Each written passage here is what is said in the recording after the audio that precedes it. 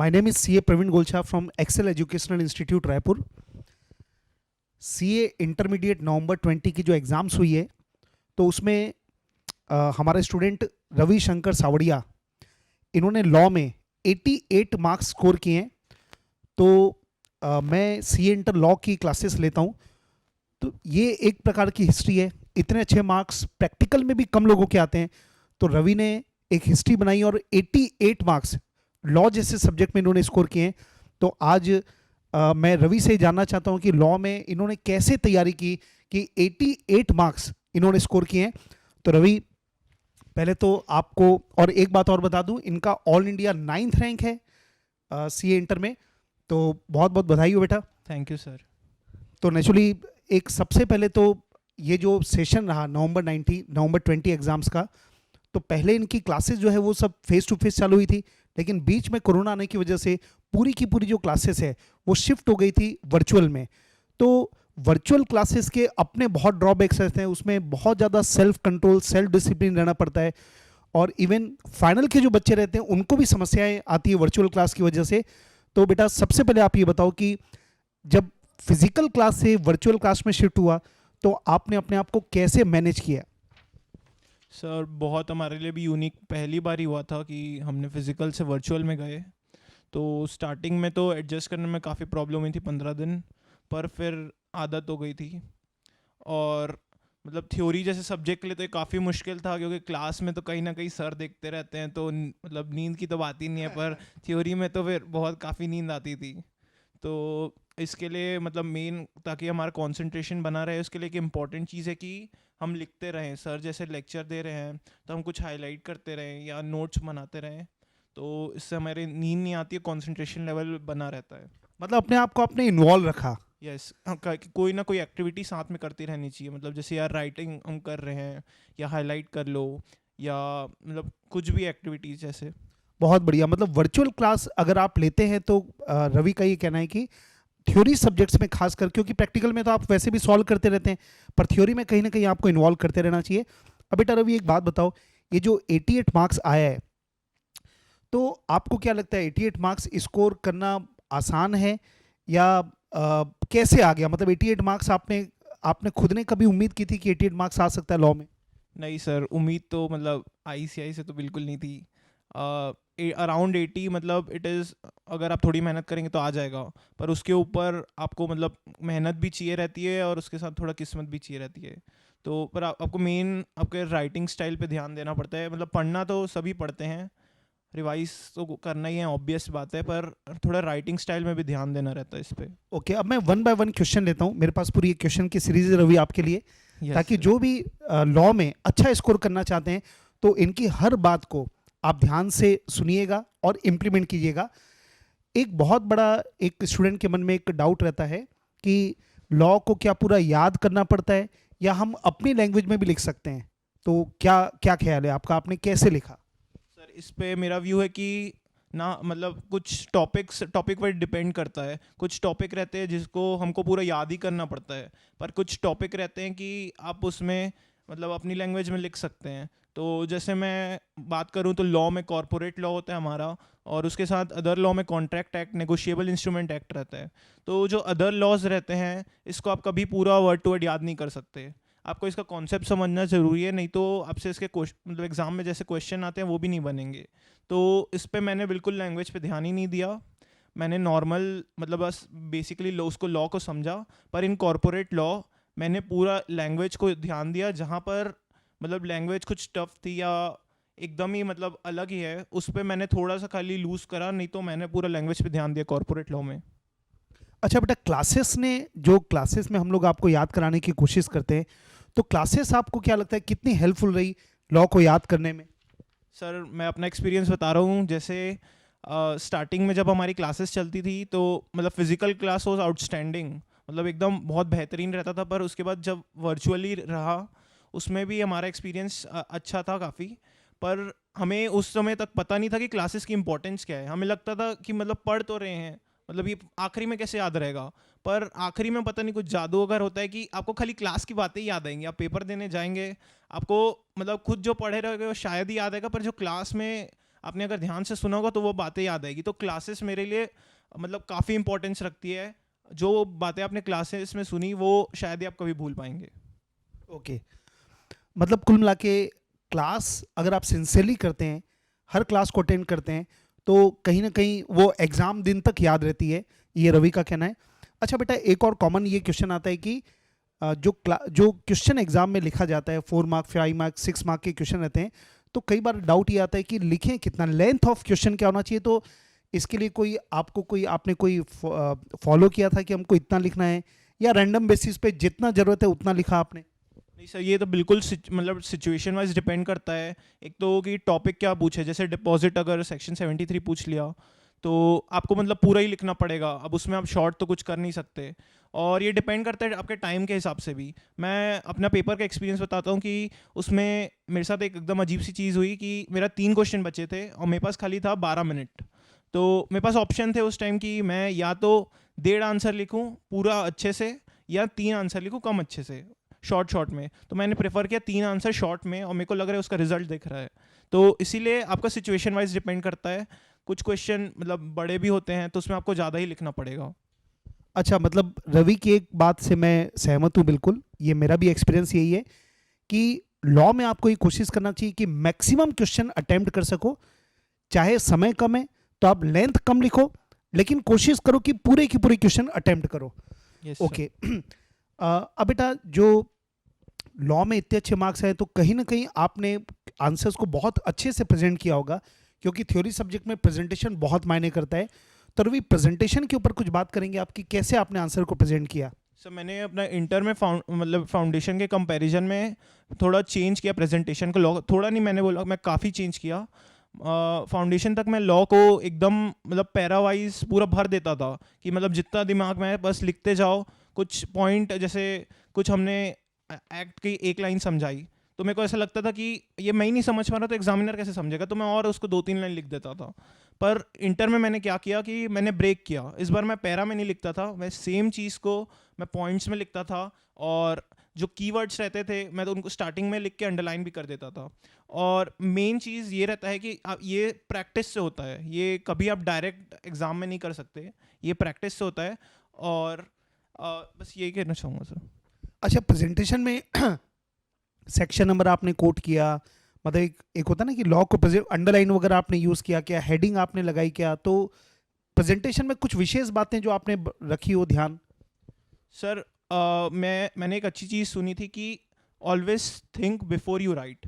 हम मतलब नॉर्मली आदत मेरी भी वैसी ही थी कि मैं पहले लिखता था फिर सोचता था कि मैं क्या लिखाऊं। तो अभी मैंने क्या मतलब इसमें आपको बहुत प्रैक्टिस लगेगी। ये आदत हमारी बचपन से डले रहती है कि आप पहले सोचें कि मेरे को क्या लिखना है फिर लिखें।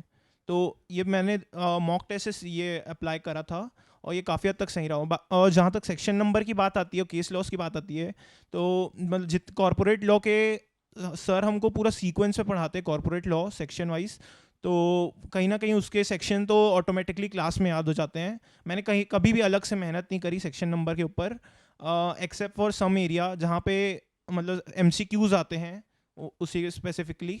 और अदर लॉज की जहाँ तक मैं बात करूँ तो कॉन्ट्रैक्ट एक्ट में मैंने खाली जो इंपॉर्टेंट एरियाज रहते खाली वहीं के सेक्शन नंबर याद करे और नहीं करे। मतलब एक चीज़ मुझे ये समझ आ रही है कि जो 88 मार्क्स स्कोर हुए हैं, ये भी रवि भी ये कह रहे हैं कि सेक्शन नंबर पूरे लॉ का, मतलब पूरे सिलेबस का पूरे की पूरे सेक्शन याद करना पॉसिबल नहीं होता, लेकिन हाँ जहाँ पे याद हो सकता है, जैसे कंपनीज एक्ट का याद हो सकता है तो उसको जरूर से कर लीजिए। Yes. मतलब लगभग मैं बोल सकता हूँ कि 60-70% जो आपका सिलेबस है उसका सेक्शन नंबर आप याद कर सकते हो, और जिसमें याद नहीं होता तो उसमें कोई चिंता करने वाली बात यस सर, नहीं बिल्कुल। है। जहाँ टेंशन ले लिए मतलब वहाँ तो और याद होएगा ही नहीं आपको कभी, तो एकदम रिलैक्स रहेगा सेक्शन में, तो बिल्कुल टेंशन ही नहीं लेनी चाहिए। ओके, अब ये बताओ, जैसे जो एग्जाम में 15 मिनट्स का टाइम मिलता है तो उस समय आपने क्या प्लानिंग की? और दूसरा, जो क्वेश्चन को अटेम्प्ट करते हैं तो उसमें क्या सीक्वेंस से चलना चाहिए कि 1 2 3 4 5 6, या जो पहले अच्छा आता है उसको पहले अटेम्प्ट करना चाहिए? इसके बारे में आपने कैसे स्ट्रेटेजी फॉलो की? सर, मैंने इसको प्री प्लान कर रखा था। जो सीक्वेंस से पेपर देखते हैं मतलब वो बहुत बड़ी गलती करते हैं। ये गलती मेरे कई दोस्तों ने करी और इसका इम्पैक्ट सबसे ज़्यादा तब रहता है जब आईसीआई जब पहला क्वेश्चन टफ दे दे। मैंने काफ़ी पेपर में देखा कि फर्स्ट एमसीक्यू जो रहता था वो टफेस्ट रहता था। अगर आप उससे स्टार्ट करें तो मतलब आपका आधा 50% जो कॉन्फिडेंस रहता है वहीं ख़त्म हो जाता है, तो कहीं ना कहीं बाकी पेपर पे अफेक्ट करता है। तो मैंने प्लान कैसे करे थे 15 मिनट्स कि मैं सबसे पहले अपना पेपर का लास्ट खोलूँगा, चाहे वो एमसीक्यू शीट हो या नॉर्मल हो। मैं सबसे पहले नॉर्मल पेपर खोलता था अपना रिटर्न वाला और सीधा लास्ट क्वेश्चन पे जाता था जो 5th या 6th क्वेश्चन रहता है, और मैं लास्ट के 4 या 5 क्वेश्चन पढ़ता था और मैं सीक्वेंस डिसाइड करता था कि मेरे को सबसे अच्छा ये आता है तो मैं सबसे पहले इसको अटेम्प्ट करूँगा, फिर ये आता है तो ये अटेम्प्ट करूँगा। और आपको कन्फ्यूजन होती है फिर 2 क्वेश्चन में कि दोनों में से मैं लास्ट के 2 क्वेश्चन जो बचते हैं कि मैं दोनों में से कौन सा करूँ कौन सा छोड़ूँ। तो आपको स्टार्टिंग के 10 मिनट में डिसाइड करना बहुत इंपॉर्टेंट है। और जो 5 मिनट बचते हैं रीडिंग टाइम के आखिरी, उसमें आपको अपनी इन्फॉर्मेशन वगैरह फिल करनी रहती है। एमसीक्यू को तो हो सके तो 15 मिनट में हाथ लगाना ही नहीं चाहिए, क्योंकि उससे मोरल डाउन हो जाता है अगर एमसीक्यू टफ आ गए तो इसीलिए जब हम पेपर स्टार्ट करते हैं उस समय या एमसीक्यू कर सकते हैं या आपके ऑप्शन हो तो आप बीच में भी कर सकते हैं, पर कभी लास्ट में भी नहीं ले जाना एमसीक्यू को 3 घंटे के। मतलब शुरू का जो 10 मिनट है 15 मिनट की जगह 10 ही मिनट मिलते हैं एक तरीके से, यस सर। और 10 मिनट्स में इन्होंने पूरी अपनी प्लानिंग कर ली, नंबरिंग कर दी कि हाँ मुझे ये क्वेश्चन पहले अटेम्प्ट करना है फिर ये करना है। तो इससे फिर जब आप बनाने बैठे तो अब आपको मालूम था कि मुझे क्या करना है। Yes sir, optional question decide करना इंपॉर्टेंट रहता है कि आप कौन सा छोड़ें, एक क्वेश्चन ऑप्शनल रहता है हमेशा। Okay okay good. अच्छा, लॉ में 30% एमसीक्यूज आते हैं, तो ये बताइए कि जो एमसीक्यूज की तैयारी जो की जाती है वो अलग से तैयारी करने की ज़रूरत है या आप पढ़ो ही इतना, मतलब कवरेज जो हमने दिया था या अगर हमारे कवरेज की बात करें तो उतना पढ़ के एमसीक्यूज अपने आप बन जाता है? एमसीक्यूज की तैयारी कैसे करते हैं कुल मिला के? सर एमसीक्यूज की तो लॉ में बता रहा हूँ स्पेसिफिकली, एकदम आउटस्टैंडिंग क्वेश्चन तो आते नहीं हैं, नॉर्मल एवरेज क्वेश्चन आते हैं। तो उस हिसाब से क्लास में आप जितना पढ़ेंगे उससे आपके करीबन 27-28 मार्क्स की हो जाती है तैयारी। 1-2 क्वेश्चन जो आते हैं वो स्पेसिफिकली मतलब सेक्शन से रिलेटेड रहता है, उसके लिए आपको सेक्शन नंबर याद करना पड़ता है। तो अब वो आपके ऊपर है, अगर आप कर सकते हैं तो इट वेल एंड गुड, नहीं तो छोड़ भी सकते हैं, 1-2 नंबर के लिए रिस्क नहीं लेना चाहिए इतना। ओके, मतलब एमसीक्यूज के लिए कोई अलग से तैयारी करने की आवश्यकता नहीं है, कहीं ना कहीं जो लॉ आपने पढ़ा है तो उसी से रिलेटेड आईसीआई क्वेश्चन पूछेगा? Yes sir, absolutely. ओके, मतलब कुल मिला के जो भी सेक्शन हम पढ़ रहे हैं, जो लॉ पढ़ रहे हैं, उसकी अंडरस्टैंडिंग इंपॉर्टेंट है। Yes sir. ओके, अब एक बात बताइए कि कई लोग को डाउट होता है कि जो पीएल लगता है, प्रिपरेशन लीव जो मिलती है, तो उसमें आपने कितनी बार लॉ को रिवाइज किया और लगभग आपको फर्स्ट रिवीजन में कितना टाइम लगा, सेकंड रिवीजन में कितना टाइम लगा, इसके ऊपर कुछ बात करेंगे? सर मैंने लॉ को 3 बार रिवाइज किया था। जहाँ तक मैं फर्स्ट रिवीजन की बात करूँ तो फर्स्ट रिवीजन में मेरे को लगा था अराउंड 5 to 6 डेज। और फर्स्ट रिवीजन में ये इंश्योर करना बहुत ज़रूरी है कि आपका एक एक कॉन्सेप्ट क्लियर हो, आपको कहीं डाउट ना आए, और आप मतलब जो आपका एरिया जो आप बहुत पहले पढ़े हो या जो एरिया वीक है आपको उसको स्ट्रॉन्ग करना चाहिए, क्योंकि ये आप आगे नहीं कर सकते। तो मेरा पर्टिकुलर, और इसमें एक चीज़ बहुत इंपॉर्टेंट रहती है, जो अदर लॉज होते हैं जो बाकी 4 होते हैं, NI act, contract act, GCA, interpretation, ये सब का मतलब एक्ट है कि काफ़ी बड़े हैं पर इनसे आता कम नंबर के हैं। तो इस पे आपका कॉन्सेप्ट क्लैरिटी बहुत इंपॉर्टेंट है, और ये first revision is the best time कि आप उसको बहुत अच्छे से पढ़ें, क्योंकि आगे आपको उसके लिए टाइम नहीं मिलेगा। तो फर्स्ट रिवीजन में मेरी यही स्ट्रेटेजी थी। जहाँ तक सेकेंड रिवीजन की बात करूँ तो सेकेंड रिवीजन में मैंने लॉ को खाली 3 दिन दिए थे। पर्टिकुलरली रीज़न ये था कि मेरा लॉ फर्स्ट रिवीजन के बाद काफ़ी स्ट्रॉन्ग हो गया था। तो उसमें सेकेंड रिवीजन में भी आपको यही करना है कि आप अदर लॉ को इस बार कम प्रायोरिटी देंगे, आप कॉर्पोरेट लॉ को ज़्यादा प्रायोरिटी देना। और इसमें सेकेंड रिवीजन से आपको एबीसी एनालिसिस फॉलो करना बहुत इंपॉर्टेंट है कि आप ऐसे एरियाज आइडेंटिफाई करें जिसमें क्वेश्चन एग्जाम में काफ़ी बार आते हैं, और जो नहीं आते हैं आप उसका या तो क्वेश्चन करें या थ्योरी पढ़ें। पर जो ए कैटेगरी के क्वेश्चन रहते हैं आपको उसका क्वेश्चन भी करना रहता है और थ्योरी भी बनाना रहता है, दोनों। और एग्ज़ाम के दिन एक दिन का टाइम मिलता है बीच में गैप, तो वो जो एग्ज़ाम के एक दिन में क्या आप लॉ को पूरा रिवाइज कर पाए थे, और अगर हाँ तो फिर आपकी क्या स्ट्रेटेजी रही थी उस समय? सर ये पर्टिकुलरली अगर आपको एग्ज़ाम के एक दिन का या 1.5 दिन बोलूँ उसका अगर बेस्ट यूज़ करना है तो आपको वैसे मॉक टेस्ट देना चाहिए कि एक दिन के गैप में हो, या तो थर्ड रिवीजन जो मैंने करा था मैंने खाली एक दिन में लॉ ख़त्म कर दिया था, सुबह लिया था और शाम को ख़त्म ही कर दिया था। तो मेरे को करीब इसीलिए मेरे को एग्ज़ाम डे में कभी दिक्कत नहीं आई, बल्कि मैं तो जब पहला दिन हम घर पहुंचते हैं उस दिन तो मैं पढ़ा ही नहीं, कुछ भी नहीं पढ़ा, मैं सीधा सो गया, क्योंकि मेरे को मालूम था मैं एक दिन में लॉ रिवाइज कर चुका हूँ, तो अभी तो खैर 1.5 दिन है। तो फिर सेकेंड डे मैंने अपना रिवीजन चालू करा, और उस दिन स्ट्रेटजी मेरी यही रहती है कि सबसे पहले मैं छोटे टॉपिक्स उठाऊं, ताकि मेरे में काफ़ी अच्छा कॉन्फिडेंस आ जाए। एक बार मैंने छोटे टॉपिक्स हटा दिए, मतलब पढ़ लिए, उसके बाद फिर मैं सबसे इम्पॉर्टेंट जो टॉपिक रहते हैं उसको लेता था, और जो हार्ड टॉपिक्स या बहुत बड़े सेक्शंस रहते हैं जैसे 108, 1010, उसको मैं छोड़ देता था, कि मैं उसको लास्ट डे के लिए रखता था। और सबसे यूनिक चीज़ जो मैंने फॉलो करी थी वो थी, एग्ज़ाम पेपर जिस दिन रहता है उस दिन घर से मतलब ऑलमोस्ट निकलने के आधी घंटे पहले मैं आंसर, मतलब मैं पूरे एग्ज़ाम माहौल में 3 आंसर लिख के जाता था। जितने भी थ्योरी पेपर थे मैंने सब में फॉलो करा कि मैं 3 आंसर घर से लिख के जाता था।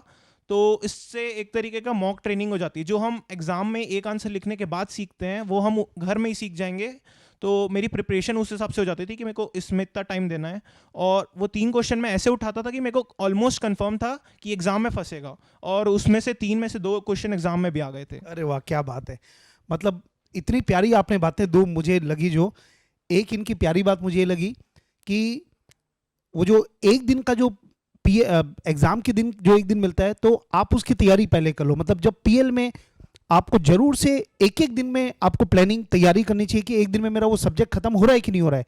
क्योंकि अगर पीएल में एक दिन की आपने सब्जेक्ट खत्म कर लिया तो आपको 100% कॉन्फिडेंस रहेगा कि मेरा एग्जाम के दिन में वो सब्जेक्ट खत्म हो गई होगा, क्योंकि वो Yes, काम sir. आप पहले कर चुके हैं। और दूसरी जो रवि की एक बहुत प्यारी बात मुझे लगी कि एग्जाम के दिन 2 या 3 क्वेश्चन वो लिख के जाते थे, ताकि एग्जाम में जब वो जा रहे हैं तो इनका पहला क्वेश्चन बन जाता था चौथा क्वेश्चन, क्योंकि 3 क्वेश्चन घर में लिख कर आए। Yes, sir. तो कहीं ना कहीं उसकी एक फ्लो आपका घर से आप बना के जाते थे। बहुत बढ़िया, जबरदस्त। इसके बाद बेटा एक बात बताइए कि एक्सेल की जो क्लासेस है, वो एक्सेल की क्लासेस ने आपको कैसे हेल्प किया? और हम मेरी टीचिंग स्टाइल मैं बात करूं तो टीचिंग में जैसे हम लोग ये क्लेम करते हैं सबके सामने कि आपको घर में बहुत कम एफर्ट करना पड़ेगा, हम क्लास के अंदर ही याद करा देते हैं। तो ये जो हमारा क्लेम है वो सही है, गलत है? आपका क्या एक्सपीरियंस है बेटा इसके? सर लॉ में तो मतलब मैं शायद बेस्ट टीचर ही होंगे आप, मतलब मेरे को बहुत काफ़ी पसंद आया।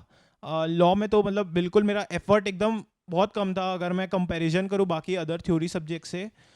शायद इसीलिए मेरे सबसे ज़्यादा मार्क्स आए। अगर मैं आपके टीचिंग एक्सपीरियंस की बात करूँ तो आप मतलब क्लास में ही इतना 2-3 बार रिवाइज करा देते हैं, पूरा इतना मतलब सेक्शन नंबर तक आप याद करा देते हैं, तो फिर वहाँ पे बात ही ख़त्म हो जाती है।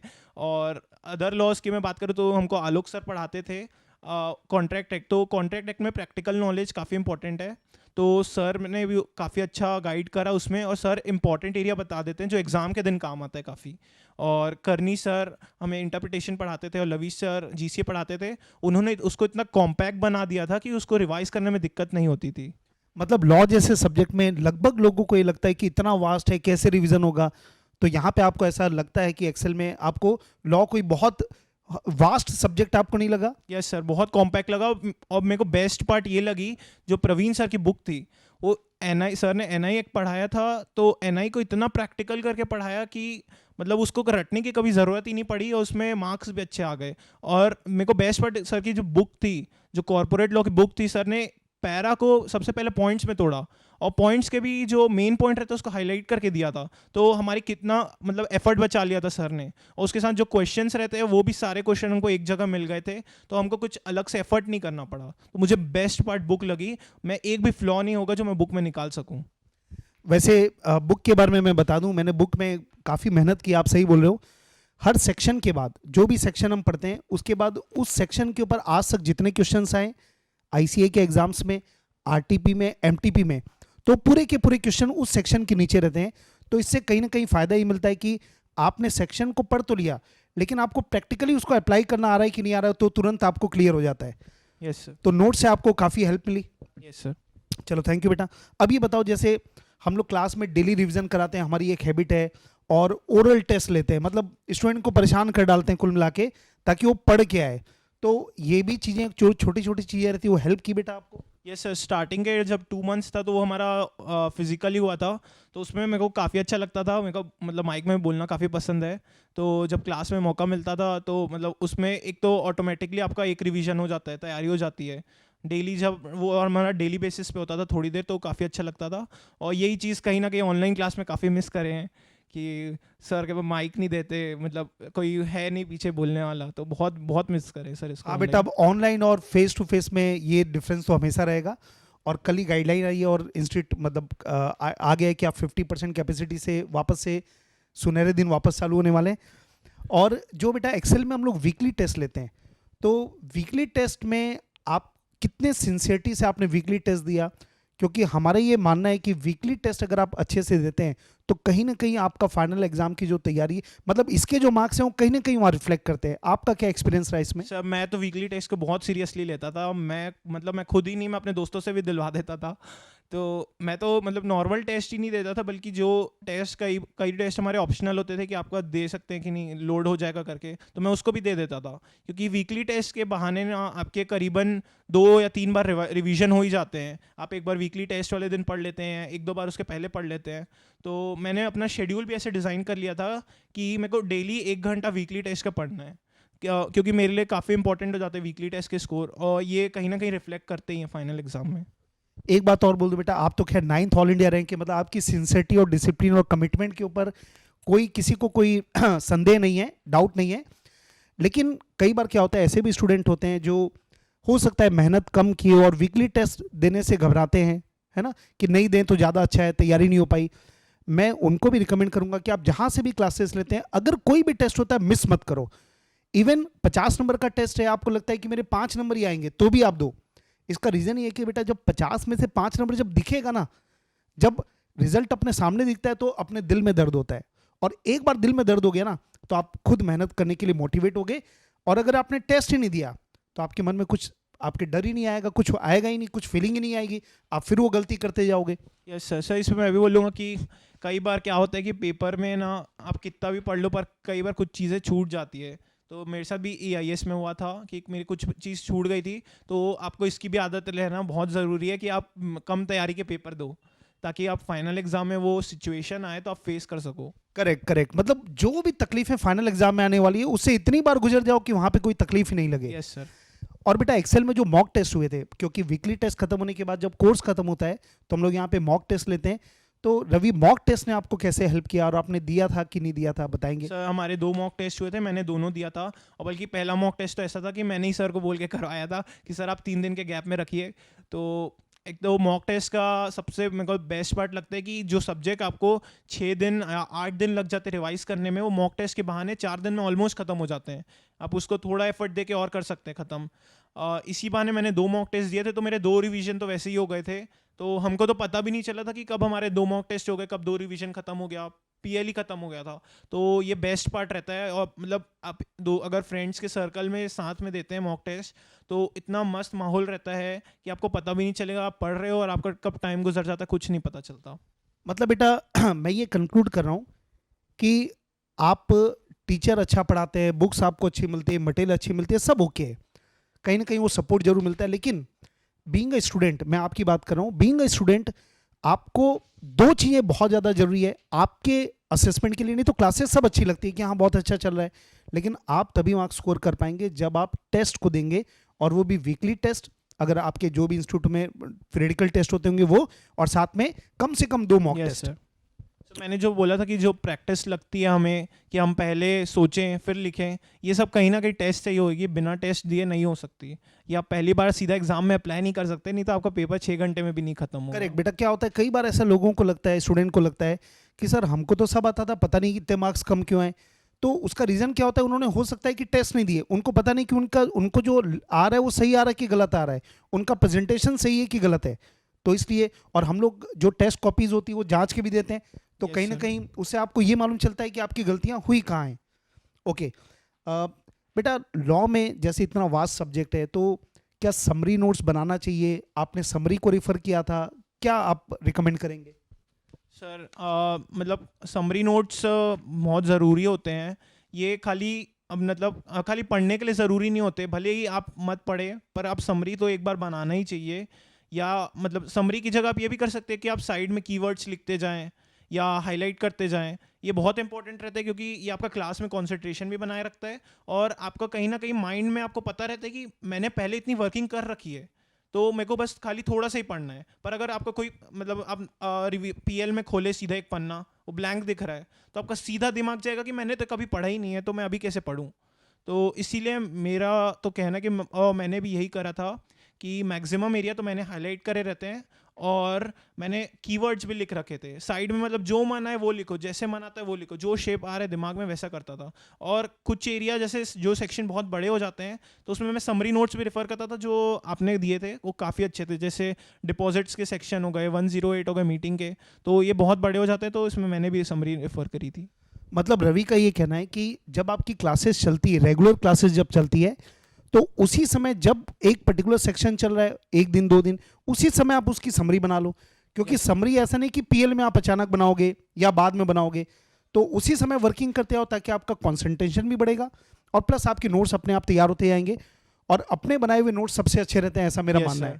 है। अगर पीएल में आप बनाएंगे तो आप खुद ही मतलब एक रिवीजन लेट चल रहे हैं, तो अगर आप क्लासेस के साथ खत्म करें तो आप पहले ही बोनस में रहेंगे। ओके। अच्छा ये बताओ बेटा, जैसे हम लोग क्या करते हैं, रिविजनरी वीडियोस भी डालते हैं ताकि कोर्स खत्म होने के बाद जब बच्चे अपने घर पे रहते हैं तो वहाँ पे भी अगर आपको कोई भी लेक्चर देखना है तो देख सके, तो हमने यूट्यूब में लेक्चर्स डाल के रखे हैं रिवीजन के वीडियो, तो वो क्या आपको हेल्प किए बेटा? सर रिवीजन तो मैं कम देखता था, पर कुछ एरिया थे जो मेरे मतलब वीक वीक रहते हैं या बहुत गैप हो जाता है तो हो जाते हैं वीक कहीं ना कहीं। कुछ टेक्निकल एरिया रहते हैं जैसे डिबेंचर्स के हो गए और डिपॉजिट, यही सब। तो इसमें मैंने रिवीजन लेक्चर बिल्कुल देखे, एक बार भी देखे, कई तो मतलब सेकेंड रिवीजन के टाइम भी देखना पड़ा।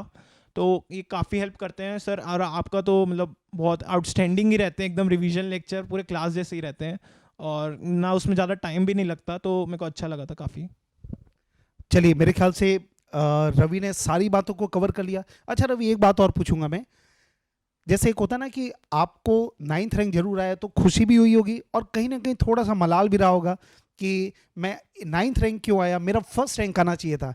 तो बेटा आप व्यूअर्स को ये बताएंगे कि आपको लगता है कि कुछ ऐसी गलतियां बोलो या कोई रिग्रेट हैं जो आपको लगता है कि यार ये मुझे और कर लेना था, तो हो सकता है मेरा फर्स्ट ऑल इंडिया रैंक आ गया, ताकि जो व्यूअर्स हैं जो चाहते हैं कि नहीं हमको तुमसे भी आगे बढ़ना है, ऐसी हर किसी की इच्छा होती है, तो कुछ उसके बारे में कुछ बताएंगे? सर एक ही एरिया जो मतलब मेरे को ऐसा लगता है कि मैं इम्प्रूव कर सकता था कि कुछ सब्जेक्ट्स में मैंने एमसीक्यू में थोड़ा ढीला छोड़ लिया था अपने आप को कि चलो आएगा तो देख लेंगे, वो देख लेंगे फिर आखिरी में भी देख लेंगे हो जाता है।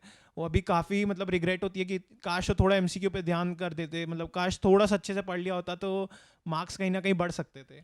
वो नॉर्मल जब हम मतलब सर लोग जब बोलते रहते हैं कि इसमें ध्यान देना एमसीक्यू आएगा, तो हमको लगता है कि भाई सब जगह तो बोल रहे हैं, तो ये मतलब आखिरी में चुभती है ये बातें। तो आप बिल्कुल अपॉर्चुनिटी मिस नहीं करिए, आप मतलब वो पढ़ने वाले दिन को सबसे ज़्यादा मिस करेंगे। अभी भी हमें वही लगता है कि वो वही ज़्यादा अच्छे दिन थे जब हम 8-10 घंटे पढ़ रहे थे। मतलब कुल मिला के ऐसा हो गया कि टीचर अगर कोई सब्जेक्ट टीचर अगर कोई कुछ बोल रहा है अपने एक्सपीरियंस से, तो उसको फॉलो कर लेना चाहिए, ऐसा मानते सर हैं? हमको मतलब पूरा जो टीचर बोल दिया हमें उसको फॉलो ही करना चाहिए। मतलब जब तक हम पेपर नहीं दे तब तक तो दिमाग ही नहीं लगाना चाहिए, भले पेपर के बाद आप एनालिसिस करें, पर पेपर तक आपको वन माइंडेड ही रहना चाहिए, कभी डबल माइंड नहीं होना चाहिए। अच्छा बेटा, एक चीज़ और मैं पूछना चाहूँगा, क्योंकि इंटर बोध रूप अपने आप में बहुत बड़ी महाभारत है, इतने सारे सब्जेक्ट, इतना कम टाइम, और बीच बीच में ऐसा होता होगा कि डीमोटिवेशन आता होगा, मतलब जहाँ पे पढ़ाई का मन नहीं लगता, ऐसा बहुत कॉमन होता है। और खासकर शुरू शुरू में तो एनर्जी रहती है जब फाउंडेशन पास होते हैं, लेकिन जैसे जैसे टाइम गुजरता है, 4 महीने 5 महीने होता है ना, तो कहीं ना कहीं एनर्जी का लेवल थोड़ा सा डाउन हो जाता है। तो बेटा ऐसे जब होते हैं, जब हताश आता है, निराशा आती है, कुंठा आती है अंदर से, तो उस समय अपने आप को कैसे आप बैलेंस करते थे, उसके कोई टिप्स आप जरूर दीजिए। बेस्ट टेक्निक है बैलेंस करने की कि जब आप अच्छे दिन एकदम ज़्यादा ही अच्छे दिन चल रहे हैं तो आप सोचिए कि जब मार्क्स कम आए थे या मैं जब लो था उस टाइम के सोचिए, और जब आप एकदम ही ज़्यादा लो चल रहे हैं तो आप पास्ट डेज को याद कीजिए कि जब मैं पढ़ाई में अच्छा था तो मैं कैसा करता था, या मेरे कुछ अच्छे दिन मतलब बुरे दिन आएंगे तो टल जाएंगे। और इसमें एक और चीज़ रहती है कि आप ग्रुप बनाइए। अगर आप इंडिविजुअली पढ़ते रहेंगे तो आपको लगता है कि अरे मैं अकेला ही तो पढ़ रहा हूँ, बाकी सब मज़े कर रहे हैं, पर बाकी अगर आप अपने दोस्त लोग को भी देखेंगे सब साथ में कर रहे हैं तो एक कंपटीशन पॉजिटिव फीलिंग आएगी और काफ़ी हेल्प करता है वो, मतलब दोनों का हेल्प करेगा।